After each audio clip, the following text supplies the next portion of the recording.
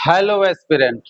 मैं दीपक पांडे आप सभी का स्वागत करता हूं आपके अपने यूट्यूब चैनल पुरवार एकेडमी पर।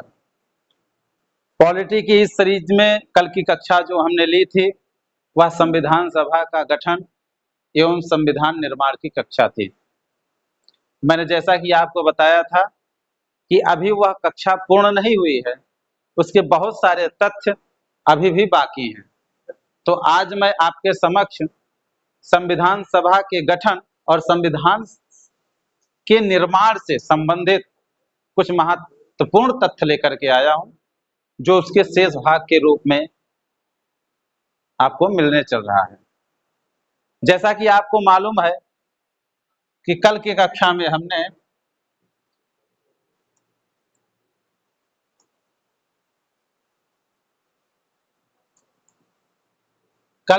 हमने संविधान का गठन कैसे हुआ इसके बारे में चर्चा किया था, जिसमें हमने बताया था कि संविधान के गठन को लेकर के सबसे पहला या प्रथम औपचारिक सिद्धांत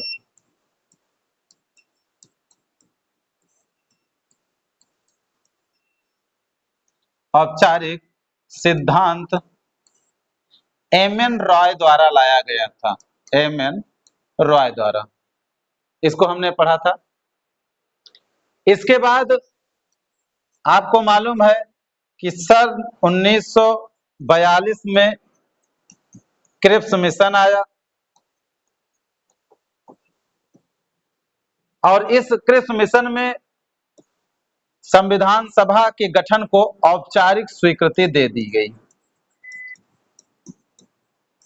औपचारिक स्वीकृति दे दी गई कि आप संविधान सभा बना सकते हो और संविधान सभा बना करके संविधान का निर्माण कर सकते हो।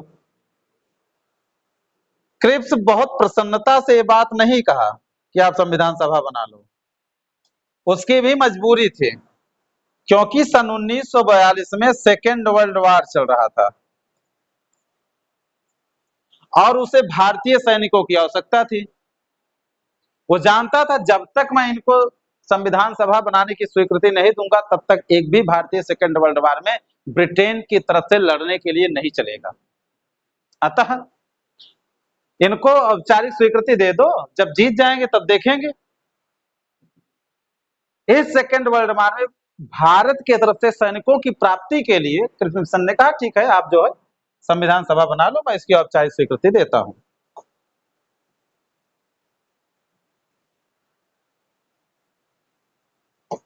और इसके बाद जैसा कि आपको पता है कि सन 1946 में 9 दिसंबर को कैबिनेट मिशन प्लान आया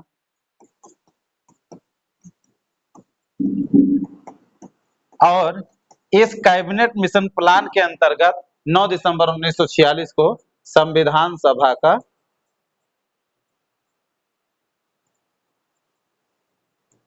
गठन हुआ। ये सब हम पूर्व की कक्षा में पढ़ चुके हैं।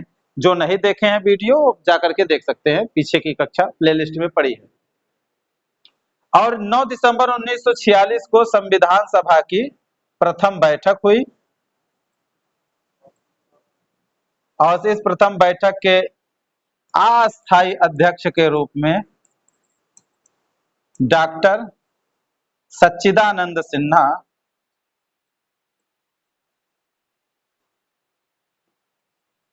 हुए, अस्थायी अध्यक्ष के रूप में प्रथम बैठक के। उसके बाद 11 दिसंबर 1946 को संविधान सभा की दूसरी बैठक हुई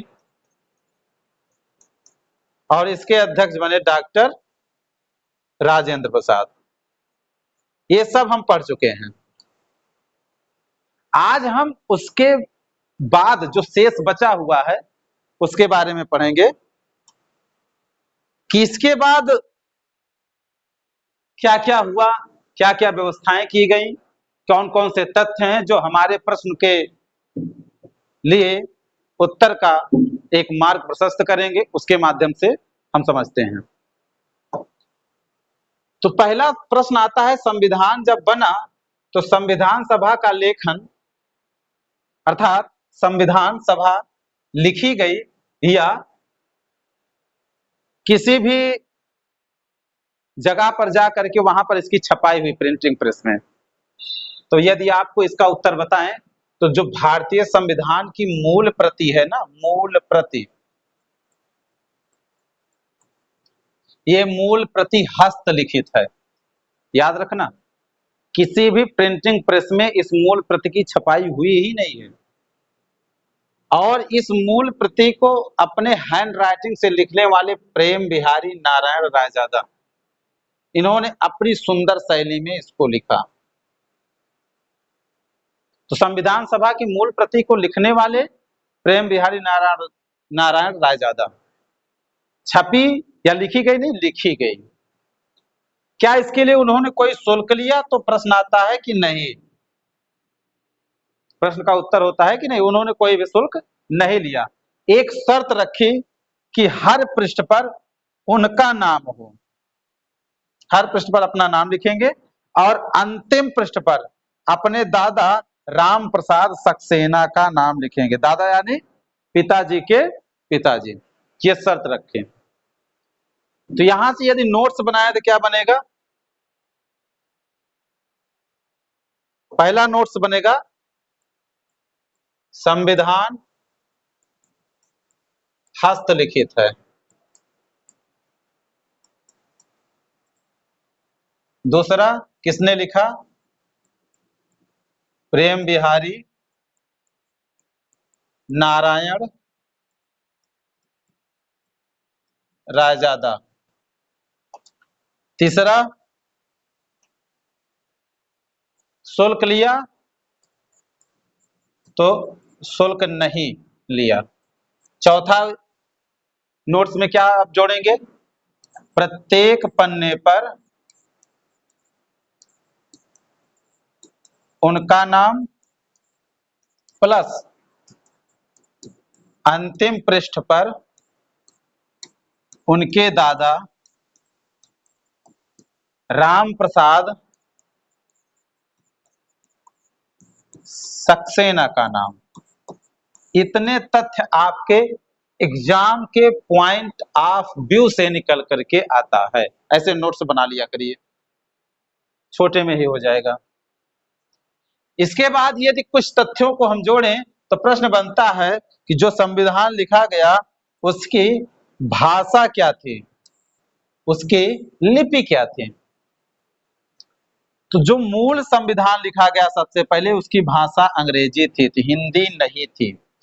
इस हिंदी को बाद में इस अंग्रेजी को बाद में हिंदी में भी रूपांतरित किया गया। अर्थात वर्तमान समय में आपको जो संविधान की मूल भाषा है वो अंग्रेजी और हिंदी दोनों मिलेगी। और लिपि भी इटैलिक स्क्रिप्ट में लिखा गया, अर्थात इटैलिक लिपि में लिखा गया। लिपि क्या है? जैसे ये संविधान लिखा गया है, ये भाषा कौन सी है? तो कहेंगे हिंदी। ये जो पीडीएफ है इसमें भाषा कौन सा यूज हुआ है? तो हिंदी। लेकिन सा ऐसे बनेगा, भुआ ऐसे बनेगा, ये देवनागरी लिपि है। देवनागरी लिपि है। तो भाषा और लिपि दोनों अलग होता है। हमारे ख्याल से भाषा और लिपि समझ गए होंगे। तो पॉइंट में अपने ये भी नोट कर लीजिएगा। पूछे संविधान की भाषा जो मूल लिखी गई अंग्रेजी, बाद में रूपांतरण हिंदी में भी किया गया। पूछे लिपि तो इटैलिक लिपि का प्रयोग। आपका नोट्स बनता चला जा रहा है। इसके बाद संविधान निर्माण और लागू तिथियां आपको बताएं तो संविधान का निर्माण 26 नवंबर 1949 को हो गया। अर्थात 26 नवंबर 1949 को संविधान बन गया और इसे भारतीय संविधान के रूप में स्वीकृति दे दी गई। और इसी 26 नवंबर को संविधान दिवस के रूप में मनाया जाता है। प्रश्न है संविधान दिवस कब मनाया जाता है? तो 26 नवंबर को। गणतंत्र दिवस कब मनाया जाता है? तो 26 जनवरी को। 26 नवंबर 1949 को कुछ अनुच्छेद तत्काल लागू कर दिए गए। प्रश्न पूछा जाए कि क्या सारे संविधान को लागू कर दिया गया, सारे अनुच्छेद सारे भाग को? तो नहीं, कुछ, जैसे 5, 6, 7, 8, 9, 324, 366, 367, 379, 380, 388, 91, 392, 393 और 394। टोटल पे 15 अनुच्छेद हैं जो 26 नवंबर 1949 को लागू किए गए। बाकी जो शेष बचा, शेष क्या बचा? जो अधिक से अधिक भाग बचा, उसको 26 जनवरी 1950 को लागू किया गया, शेष संविधान।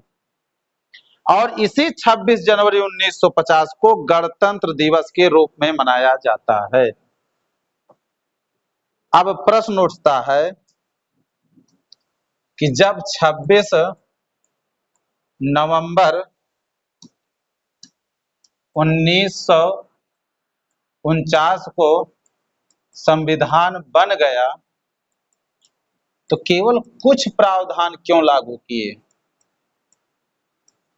सारे क्यों नहीं लागू कर दिए? कुछ ही प्रावधान क्यों लागू किए?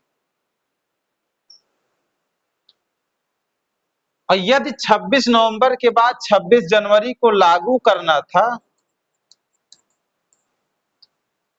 तो ये जो कुछ प्रावधान 26 नवंबर को लागू किए, ये सब लागू करते इसी दिन। ऐसा क्यों किया? तो ऐसा करने का मूल कारण ये था कि 26 जनवरी 1930 को लाहौर में एक अधिवेशन हुआ था।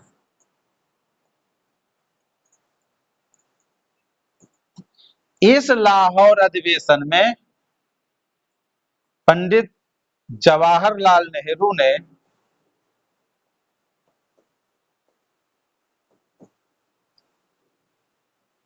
भारत को पूर्ण स्वराज्य घोषित कर दिया कि हम स्वतंत्र हो गए हैं, हम आजाद हो गए हैं, हम ब्रिटिश के गुलाम नहीं है। और पंडित जवाहरलाल नेहरू ने इस पूर्ण स्वराज के अंतर्गत सभी भारतीयों से कहा, आप 26 जनवरी को स्वतंत्रता दिवस के रूप में मनाया करिए। उस दिन से 26 जनवरी को स्वतंत्रता दिवस मनाया जाने लगा, उसी दिन से। अब जब 15 अगस्त को भारत आजाद हो गया तो एक स्वतंत्रता दिवस 26 जनवरी को मनाया जा रहा था और दूसरा स्वतंत्रता दिवस ये हो गया। तो एक ही देश में दो स्वतंत्रता दिवस कैसे मनाया जाए? एक ही देश में या तो इसको मान ले स्वतंत्रता दिवस या तो इसको मान ले स्वतंत्रता दिवस। एक देश में दो स्वतंत्रता दिवस तो हो ही नहीं सकते। तो विचार आया, ये जो संविधान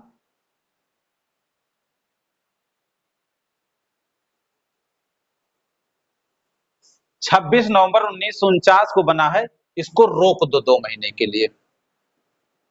बहुत जरूरी है। जैसे कुछ लोग पाकिस्तान से आ रहे हैं भारत में और कुछ लोग भारत से जा रहे हैं पाकिस्तान में, तो नागरिकता मिलेगी, नागरिकता कैसे छूटेगी? तो उसके लिए 5 है, 6 है, 7 है, 8 है, 9 है, ऐसे अनुच्छेदों को लागू कर लो जिनकी आवश्यकता है। बाकी कुछ दिन तक रुके रहो, बाद में फिर अन्य अनुच्छेदों को लागू करिएगा। तो इसीलिए 2 महीने रुके रहे। और जो ये 26 जनवरी को स्वतंत्रता दिवस लाहौर अधिवेशन के अंतर्गत 1930 में जो हुआ था, इसीलिए इस स्वतंत्रता दिवस को क्या किया? संविधान लागू कर दिया,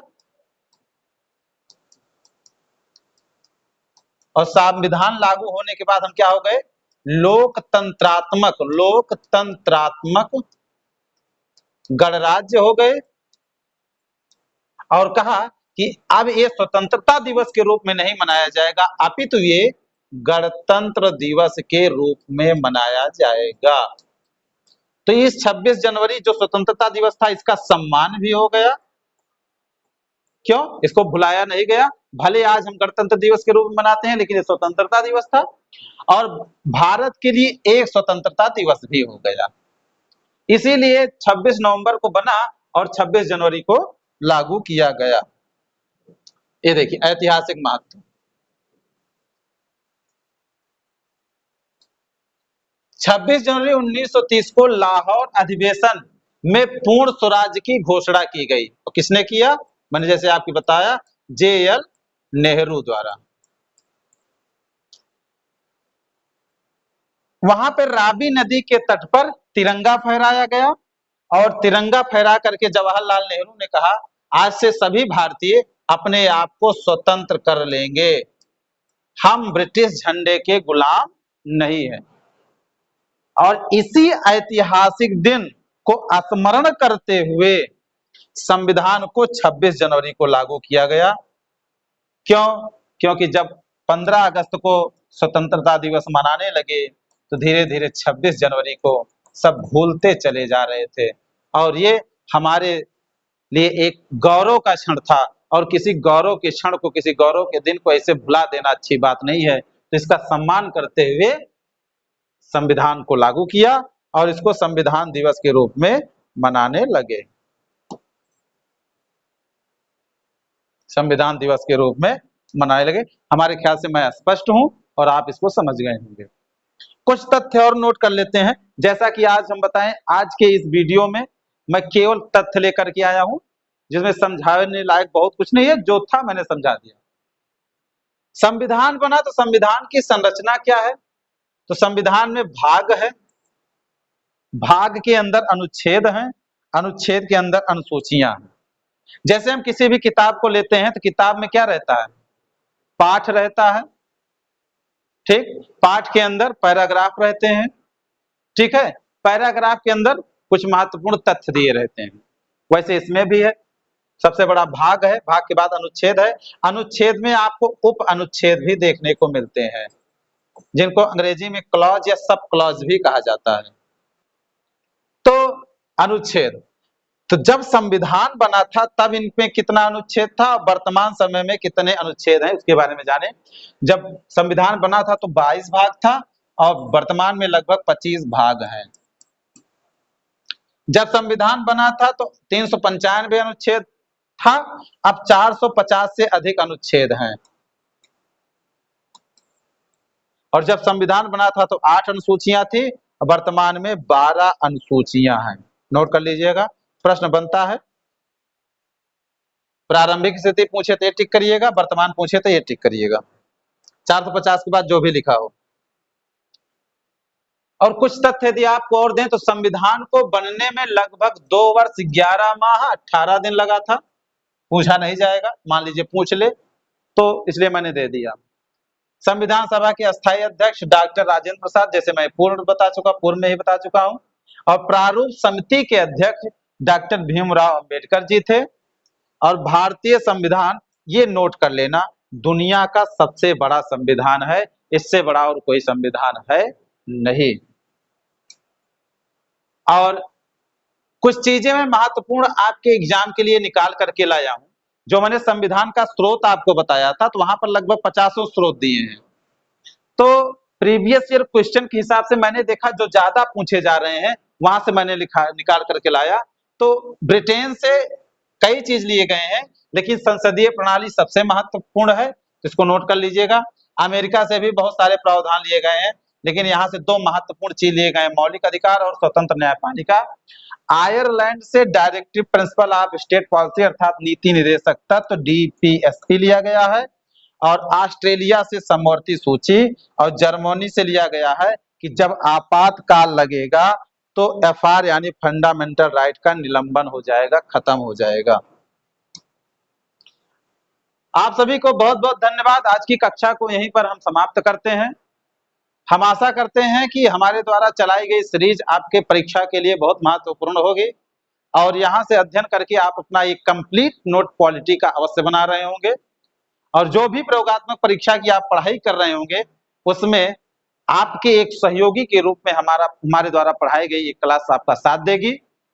आप सभी से निवेदन, ऐसे ही हमको देखते रहें, हमारे चैनल को सब्सक्राइब करें, वीडियो को लाइक करें, बेल आइकन अवश्य दबाएं और कमेंट बॉक्स में टिप्पणी अवश्य करें कि आपको समझ में आ रहा है या नहीं, या जो टॉपिक आपको समझ में ना रहा हो आप लिख करके वहां पर प्रेषित कर दें। हम अवश्य उसको देख करके एक्सप्लेन कर देंगे जो आपको आसानी ढंग से समझ में आ जाएगी। एक महानुभाव ने प्रश्न किया था कि सर इसके साथ साथ PYQ भी कराइए, तो मैं आपका बहुत बहुत आभार प्रकट करता हूं। जल्द ही जितना टॉपिक मैंने पढ़ाया है उसके माध्यम से प्रीवियस ईयर क्वेश्चन जो भी पूछे गए हैं मैं उसकी एक सीरीज लेकर के चलूंगा कि मैंने जो पढ़ाया, हाँ यहाँ से प्रश्न पूछे गए हैं और प्रश्न पूछे जाने के भी आशंका है, जिससे आप अपनी पढ़ाई को बेहतर करें। आप सभी को बहुत बहुत धन्यवाद। जय हिंद।